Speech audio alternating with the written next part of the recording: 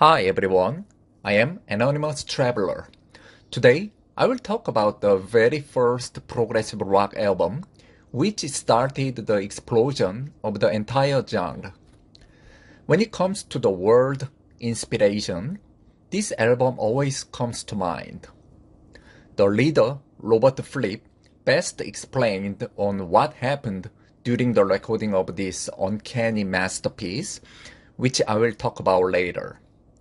By the way, uncanny masterpiece are not my word, but what the Who's Pete Townsend used when he described this album. Musically speaking, this album explored uncharted territory until that time. When the first original lineup of the band completed, they were determined to create something that has not been done before. They were absolutely focused on coming up with music that nobody was playing. Their lyricist, Peter Sinfield, later said in an interview that during the band's early jam sessions, they just threw it away anything they come up with if it sounds similar with somebody else. And it really shows on this album.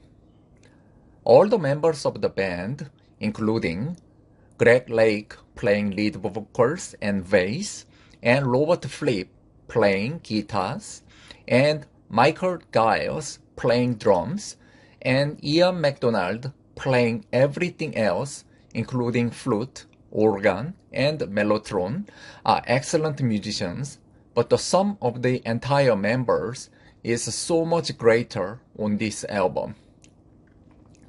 The very first song, 21st Century Schizoid Man, is still sounding fresh and shocking to this day. This song is like in-your-face madness, but with unbelievable level of precision and syncopation. Then it is followed by meditative and pastoral song, I Talk to the Wind. First 1-2 punch of this album offers striking contrast between the two. I Talk to the Wind is just a beautiful song with a meditative mood. Multi-instrumentalist Ian MacDonald's flute is a highlight of this song. Then the album's first side ended with the sad and majestic song Epitaph. Greg Lake's clear voice is particularly impressive on this song. This album has two songs that popularized the use of a mellotron, the first being Epitaph, and the second one is the title track on the side B. Mellotron is a difficult instrument to handle with many hardware problems. A lot of progressive rock bands carried a mellotron during the tour, but it frequently malfunctioned and it was just a pain to carry on the road.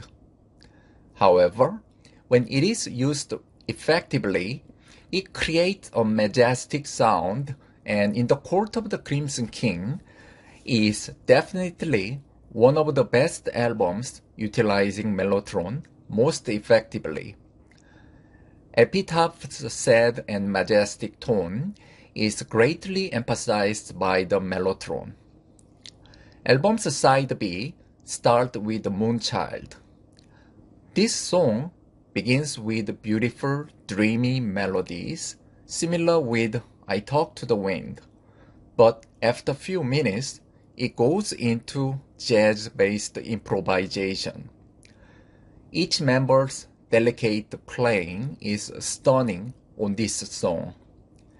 It clearly shows King Crimson members can pull off not only schizophrenic madness of the 21st century schizoid man, but also such delicate beauty of this song.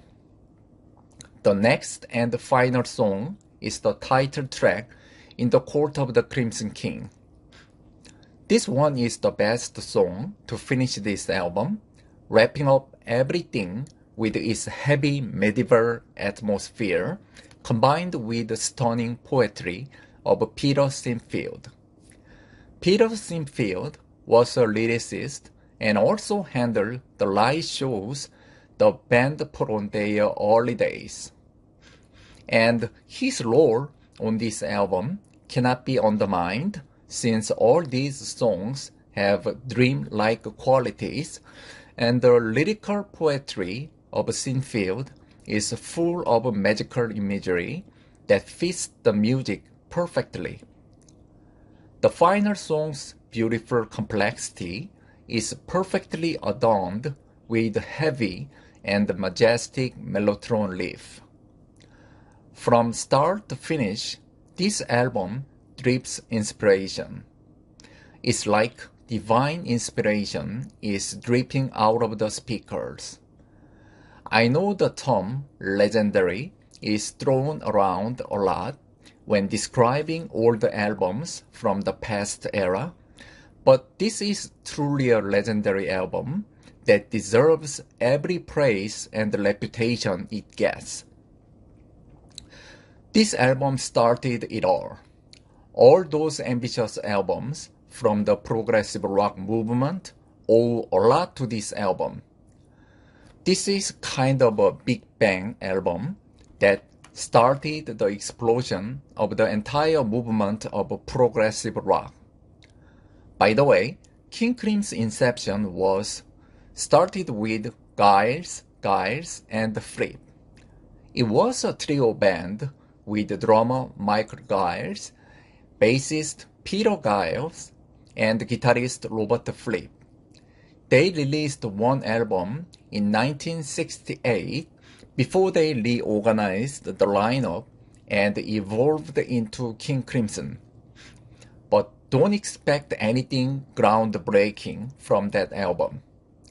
I became a huge King Crimson fan when I was in junior high school. At that time, I saw this album with mysterious and terrifying cover art at a local record store. And it became one of those albums that is life-changing for me. I started my personal journey to navigate through thousands and thousands, if not tens of thousands of progressive rock, space rock, jewel music, avant-garde music, experimental music, etc. because of King Crimson. They really triggered something in me, both musically and philosophically. Also, around the same time, I also got my first Pink Floyd album and Judas Priest album and Iron Maiden album. And I became a fan of both progressive rock and heavy metal. And In the Court of the Crimson King hit me like a German philosopher Arthur Schopenhauer hit me in my high school years. The music on this album brings up the image of a bleak and stark landscape of existential reality, but at the same time, it is combined with occasional pastoral beauty and meditative introspection. Almost all the progressive band and the music critics cited this album as the true beginning of a progressive rock movement, and I agree with that assessment.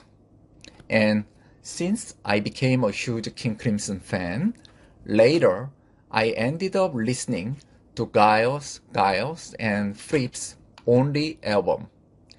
And it was just a simple pop rock music of its time, and there was no special inspiration that adorned the King Crimson's debut album. So it is obvious to me what Robert Fripp said was true. Regarding In the Court of the Crimson King, Robert Fripp said that it was like they have some kind of invisible good fairy hanging around them during the recording, and they were able to create something that is much bigger than the sum of all the individual members. And I agree with Robert Fripp's assessment that this album is a work of some invisible or even divine inspiration. Another interesting thing is, one of Robert Fripp's main inspiration was Sgt. Pepper's Lonely Hearts Club Band by the Beatles. Fripp was fascinated by the fact that the Beatles album opened up the possibility of various musical expression, and he really pushed the limit of such a possibility within the court of the Crimson King, along with all the determined members who were all out to expand the musical vocabulary and the grammar.